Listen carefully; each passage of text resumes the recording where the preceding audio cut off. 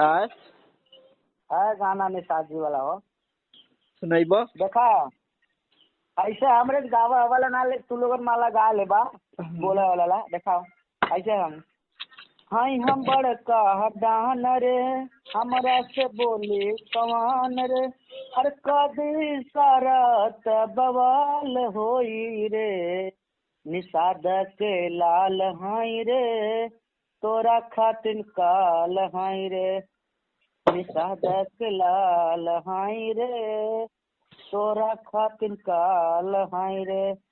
ऐसा गाना एक अंतरा है हर फोकट में सियार लेखा घूमत बाड़े पाछे ढेर जानी बोले अभी बाड़े तू बाचे हर बुझिए ना से सलाई हम मिसाल हाई रे निषाद के लाल हाई रे तोरा खातिर काल हाई रे। फिर एक अंतरा और है हर सब निषाद के गरम बा मिजाजे ढेर जदी बोलबे त मारे के मुआरे हर दुर्गा पर साहब देखिए जदी चाल हई रे निषाद के लाल हाई रे तोरा खातिर काल हाई रे।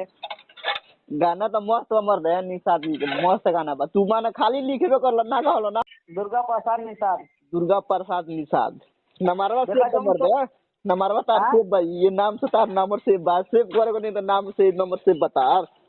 हाँ जब एक अच्छे तोरे जिला भी गाना हम बना दे। अच्छा अगर एक म्यूजिक तू बनवेबा है के गईबा निषाद वाला गाना ना हाँ एक तोरे जिला भी गाना हम बना दे। बेतिया तो आ रहा है ना जिला हाँ बेतिया तो बन जाई बेतिया के लाल है रे तोरा खातिर काल है।